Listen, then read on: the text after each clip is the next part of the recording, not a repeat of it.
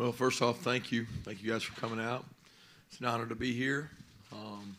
Our team is really excited to get to travel to the Rose Bowl for the first time in 75 years. And a lot of our players are really excited as well. A lot of our kids haven't even been to the West Coast. So they're going to get an opportunity to go out and play a wonderful team in Oklahoma. Very storied program. I followed Lincoln for a long time. I know he and his staff do a tremendous job. Been very fortunate to visit with their defensive staff before. I know they do a great job, and we obviously know about the quarterback they have, who is a tremendous player. So we'll manage these next 25 days best we can and prepare for a trip out, and a great opportunity for our seniors, and we're excited to be in the college football playoff. Kirby, a couple of your assistants have been rumored for other positions. After the season ends, I mean, do you obviously have to anticipate this, and do you address this with them about how maybe you're going to handle it, or is it just a take it as it goes? Yeah, I think it's an honor anytime your assistants get an opportunity to advance themselves, and I think that, I learned that from none other than Nick, that when you get an opportunity for somebody to go on and increase their role, and they get a promotion, I think that's a great honor. I think it's an honor to your staff and to the success you've had at your program, and I hope that all our guys get that opportunity. I do think that the timing with the early signing period, it's a very unique set of circumstances. You guys have asked 1,000 times about the early signing period. How's it going to affect? How's it going to affect this and that? I think it's really unique that now we're coming across things that we weren't quite aware of. Like, we've got official visits next weekend, but we've got to practice also for bowl games where we never had to do that. We've got coaches that are jockeying to go to different places and different staffs because of the early signing period. They're wanting to move earlier and get in position where a lot of times you didn't worry about coaching movement until after the bowl games. So it's brought up a unique circumstance, especially for a team that's in the college football playoff. What was the most difficult part of that, and how did you handle that whole situation? Well, I thought that, Coach did a great job of helping with that. He offered up as many services as he could. But the time, I was always concerned, am I doing the right thing? Am I doing the right thing for Georgia? Am I doing the right thing for Alabama? And it was very concerning to me because I want to do what was best for both. And what was best for both was to finish up what you were doing but move on to the new things you had to do in recruiting. With the early signing period, it creates a even new dynamic because you're trying to actually sign a signing class while you're practicing. So the things that Jeremy's going to have to go through is probably going to be even more challenging in regards to that. But I'm glad now, looking back, that I did what I did because it was the right thing to do, and certainly helped that we won the game. But it was very challenging 30-day period for sure.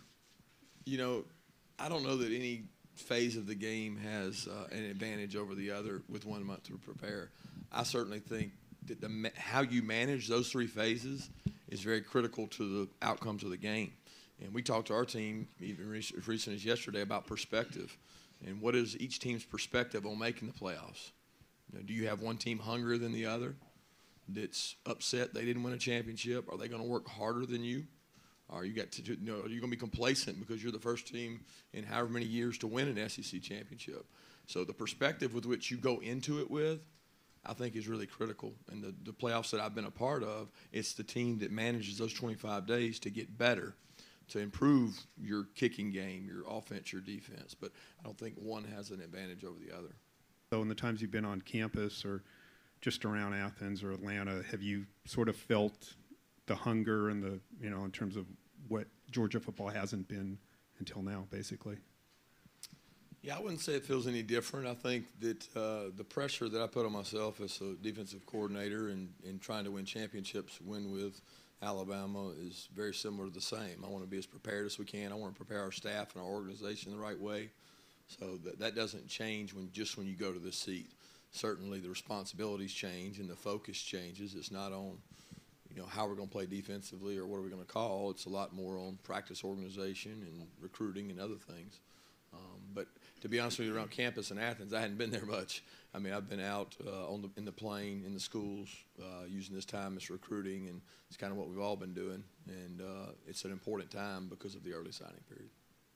Yeah, it's a big benefit having been through it because the scheduling aspects, the travel aspects, the dynamic talking to the team of, it's not your typical bowl game. We're not going to ride rides and do that kind of thing. That's not the purpose of this trip. And I don't think you get that perspective if you haven't been through it.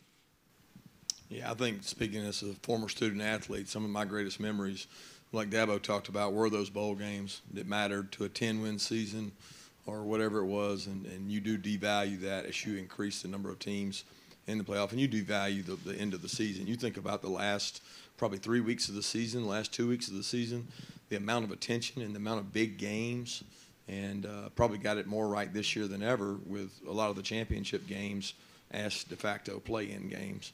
And I think that's the right way to go about it. Kirby, you're a relatively young head coach. What's it like to be the senior statesman, so to speak, in this Rose Bowl with the guy next to you? And can you imagine being in this game at his age? No, I couldn't imagine that. I followed his career. He's done a tremendous job. A lot of the time that I was a defensive coordinator, and you know, when you have opportunities to get a head coaching job, everybody's $1 million question is who's your offensive coordinator. And he was a guy that was on the radar for a long time, and then he got his own, and he's done a tremendous job. Got a lot of respect for what he does. I thought it was pretty cool this morning when I walked in a local high school, and first guy I saw was him, and he was going solo, and I was going solo, and we got to sit there and talk and enjoy it, and got a lot of respect for him and what he does and how fast he's been able to do it.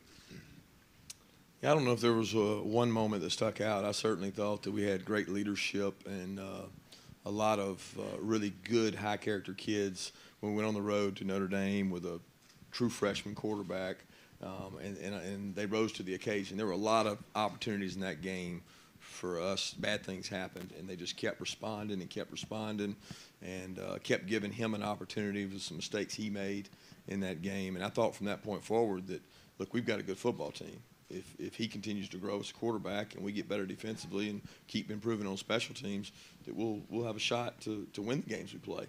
And ultimately, you try to get to Atlanta in our conference so that you have an opportunity to get up here on the stage. And we were very fortunate to do that, and that was kind of the moment. Well, I think a lot of hard work. A lot of people in the organization buying into the things that we want to do. I think anytime you try to build something special, you do it from the ground up, and we try to do it with a really good foundation of people in our organization that really want to help. And I think this state, and I think all these guys will tell you, they come over here to recruit because there's really good football players here. And this state is a great place to be home to because of the high school football programs that are here and the tremendous jobs.